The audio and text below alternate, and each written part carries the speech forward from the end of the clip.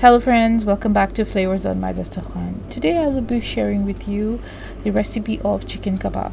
Now this is something that you can actually make up in bulk and store it in your freezer, and you can just use it to quickly fix a meal for yourself in sandwiches or as a side to your dish, and especially for children, if you have a lot of veggies and a stick of kebab and they really enjoy it and enjoy their meal, and it's easier for them to eat vegetables that way. To make this recipe, I'm going to take in a clean bowl, I'm going to take 1 kilo of boneless meat. This is boneless breast meat. You can actually take thigh meat also. Now I'm taking ghee here. I just showed you the box. It's Amul ghee and it's around 1 tablespoon of ghee. I'm going to also take 1 large onion, which I am going to grate it. So I'm taking this grater. It's a multi-purpose grater. You can do slice it, you can use it for various purposes. So I'm using this grater to actually grate my onions. It's a really great tool, and it does the work really effectively. So this is my grated onions, and since I used red onion, it had a lot of juice in it. I'm not sure about other onions like the white onions and stuff. I've not really used them in my cooking, so red is mostly the onion that I use for cooking, and it oozed out a lot of water, a lot. So you have to make sure that you squeeze out all the water. This is how I'm squeezing out. The reason why you do this is that excess of water can make your kebab really moist, and that will lead to breaking. So you have to make sure that as minimum water as you can, try to mix out. So this is the water that I got out. You can actually use it for various things, like many things. There are many ways you can use it. But anyways, going back to the recipe, I'm going to add my onion, which I actually the residue, which you can say, add it to my mixture. With this, I'm adding around a cup of coriander leaves. It's just chopped coriander leaves, and I'm adding 1 tablespoon of garlic paste and half a tablespoon of ginger, with 1 teaspoon of salt, and I'm adding 1 teaspoon of chili powder. The description box, you'll find a link of my website where you will have all the written recipe available, so do check it out.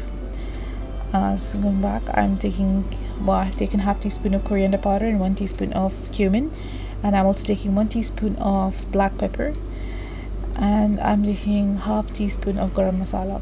I'm very careful with my garam masala. Actually, that's a quarter teaspoon of garam masala. And now I'm just going to mix all of it, and I'm actually going to grind it. So I'm taking this grinder. This is a grinder. It's not a blender, it's a grinder. You can actually run it by your food processor also. So I had this available at that point of time, so I'm just using this. Alternately, you can actually even use minced chicken meat if you have it, so you don't have to, you can skip this step. You just have to add everything finally, and just add it like this. But here, this is my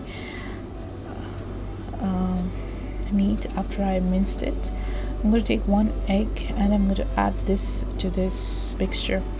Now what egg does is it acts as a binding agent. It's going to first, it enhances the taste, and second, it acts as a binding agent. Majorly, it is used to act as a binding agent. This will make sure that this kebab, when you're frying it, does not scatter, it does not break.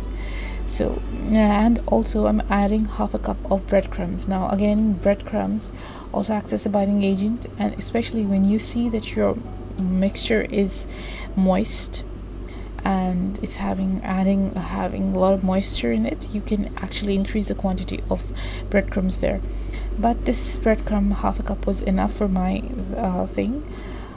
my mixture, and I'm just going to cover this and I'm going to let it marinate for at least an hour or so. You can actually put this in the fridge to marinate overnight or so. But in such a case, if you're planning to marinate it overnight, then do not add the breadcrumbs at that time. You add breadcrumbs just before you are going to cook, so that will make sure that it has just the right texture, because breadcrumbs can absorb a lot of moisture and become really soggy, so be careful of that. Now I'm going to make kebabs, and I've taken the back of a slotted spoon to use as a skewer. I do not have the skewer of this kind, which was like wide skewers that are available. I didn't have that, so I'm just using the back of a slotted spoon, and you can just place your mixture on that and try to get the shape as well as you can. Use oil. I've used oil, and just keep pressing it until you get your the shape that you feel is the right shape. So it's just hit and try, and you just keep trying, trial and error actually, and trial and error. Keep trying this until you get the right shape. It doesn't really take much time. So what you can actually do is that when you make these, you can make it in bulk, and at this point you can just freeze it. Yes, instead of frying. So, and this is very much like shami kebabs. You can, like shami kebab, you can even store this in freezer. It remains really fresh for a really long time in the freezer. There, I'm just sliding it off, and it will hold its shape. So yeah, if you don't have this, and if you're not comfortable using this the style of skewer, then you can actually take wooden skewers, around ones. It's the same way. Just place it on top and just I just stretch it so that it'll have a round shape inside it. So you can use either that, or you can use this one. I prefer this shape for this kind of kebabs. And I've taken vegetable oil. I think it's sunflower oil, and in a skillet, in a ribbed skillet, and I'm just going to fry it. You can actually use a normal frying pan to fry this. It doesn't have to be a ribbed skillet, but I like the grilled marks that comes on the kebabs. That looks really nice. So for that reason, I'm just doing this. And I've placed it, and I'm frying one, and I'm just making one, and I'm adding onto it. Fry it until you know that it is completely done by turning sides.